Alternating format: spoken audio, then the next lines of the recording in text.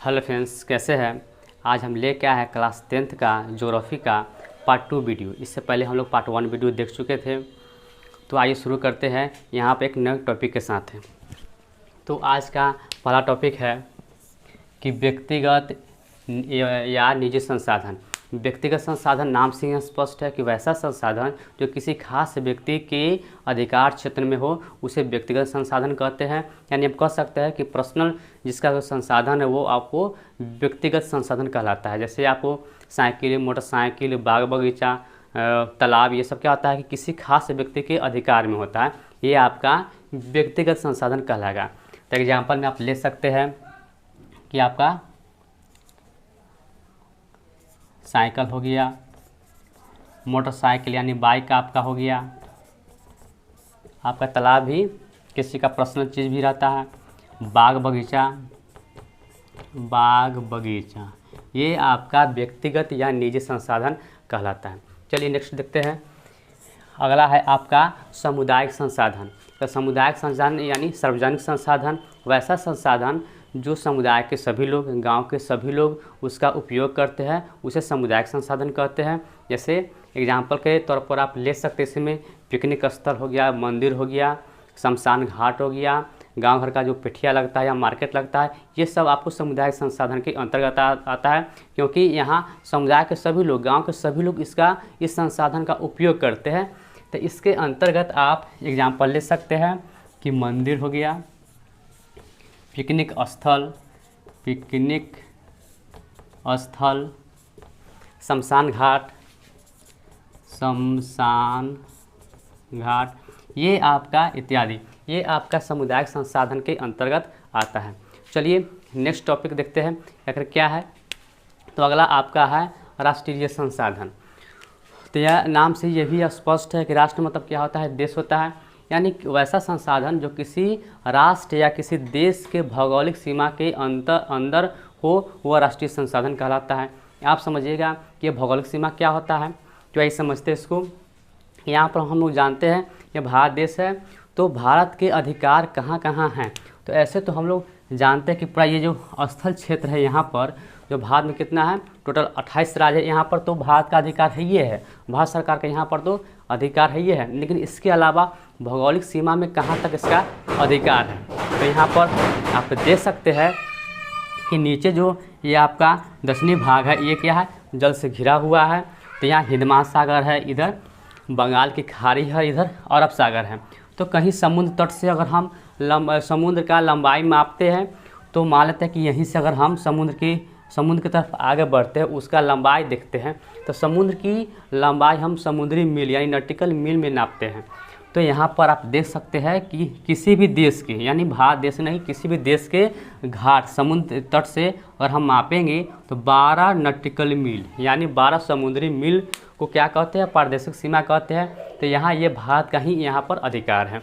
उसके अलावा हम और आगे बढ़ेंगे, इधर हम अरब सागर में आगे बढ़ते हैं। तो यहाँ पर 24 नॉटिकल मील की भी को क्या कहते हैं, तो संलग्न सीमा क्षेत्र नाम दिया गया है। ये सब आपको कंपटीशन में पढ़ना है, लेकिन आपको जे यहाँ पर सिलेबस के अंतर्गत ये आपको पढ़ना है, इसलिए सभी को हम नाम दे दिए हैं।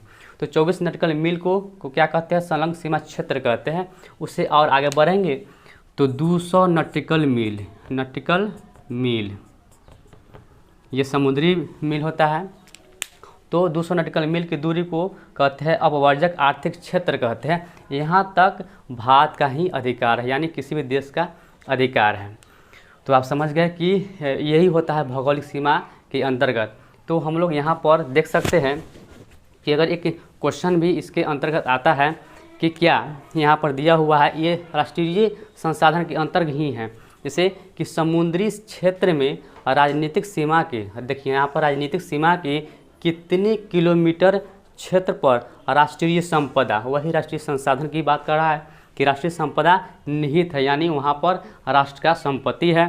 तो यहाँ पर दिया हुआ है किलोमीटर में 19.2 किलोमीटर।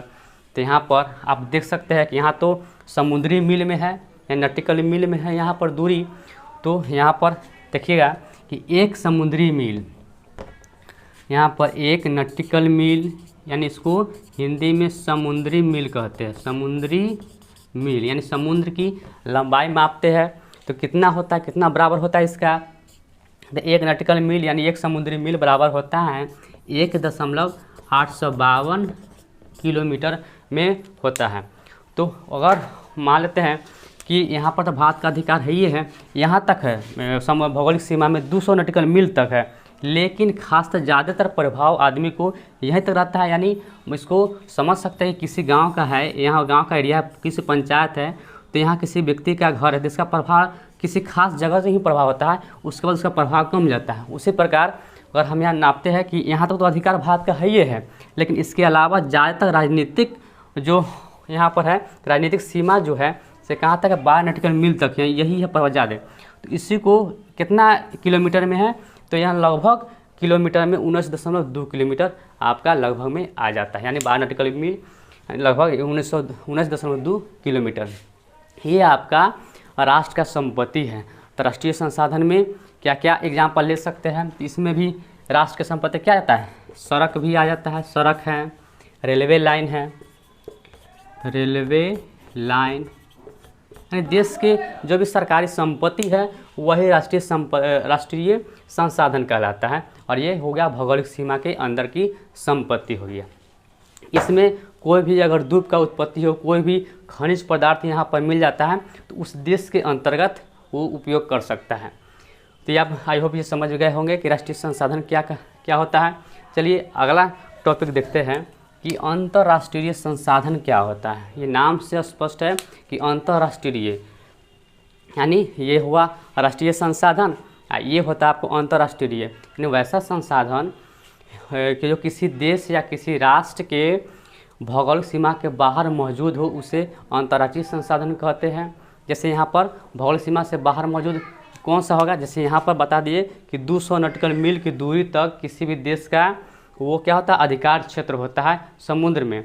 तो इससे बाहर जितना भी होगा तो क्या कहलाएगा, अंतर्राष्ट्रीय संसाधन कहलाता है। यानी इसमें जो भी खनिज पदार्थ अगर मिल जाता है, समुद्र में क्या क्या मिलता है, सोना चांदी हीरा, ये सब खनिज पदार्थ है, पेट्रोलियम सब यही है। तो ये सब खनिज पदार्थ अगर मिलता है तो ये या 200 नॉटिकल मील तक अगर मिलता है तो उस देश के अंतर्गत आता है। लेकिन इसके बाहर अगर मिलता है 200 नॉटिकल मील के बाहर, तो वह आपका अंतर्राष्ट्रीय संसाधन कहलाता है। तो अंतर्राष्ट्रीय संसाधन जो है इसका नियंत्रण कौन करता है, तो अंतर्राष्ट्रीय संस्था इसका नियंत्रण करता है। अंतर्राष्ट्रीय संस्था इसका नियंत्रण करता है।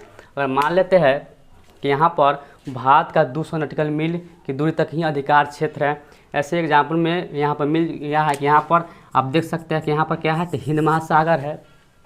तो हिंद महासागर में ही 200 नॉटिकल मील के आगे यहाँ पर मैग्नीज का ग्रंथि प्राप्त मिल गया है यहाँ पर। तो यहाँ पर इसका तो अधिकार नहीं है भारत को कि यहाँ इसका उपयोग कर सकते हैं, लेकिन इंडिया क्या किया है कि भारत सोचे कि हाँ बगल में ही मैग्नीज का ग्रंथि है, तो इसका अधिकार मेरा होना चाहिए।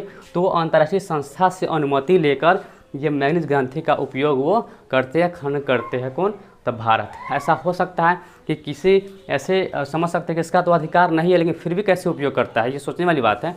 तो आप देखते होंगे कि अगर मान लेते हैं कि गांव घर में ही आप और किसी का यहाँ घर रहता है, तो बगल में इसके सामने, उस घर के सामने अगर कुछ ज़मीन खाली रहता है तो उसका अधिकार अगर बिक्री का रहता है तो सबसे पहले उसी का अधिकार है कि वो ज़मीन खरीदे, और वो इनकार करता है तब जाकर दूसरा का आदमी आकर यहाँ पर ज़मीन खरीद लेते हैं। यानी अपना दूरा दरवाजा के सामने जो ज़मीन होता है तो सबसे पहले उसका अधिकार बनता है कि वो उसको अधिकार को क्षेत्र में हासिल करे। वैसा है कि भारत के बगल में ही यानी हिंद महासागर तो अधिकार है ही है यहाँ 200 नॉटिकल मील की दूरी तक, लेकिन इसके आगे अगर बगल में ही पड़ गया है तो उसका अधिकार है कि नज़दीकी वाला देश को उसका अधिकार है। तो वो अंतर्राष्ट्रीय संस्था से अनुमति लेकर वो क्या करेगा, उसका उपयोग, उसका खनन कर सकता है। तो ये आप समझ गए कि अंतर्राष्ट्रीय संसाधन क्या होता है।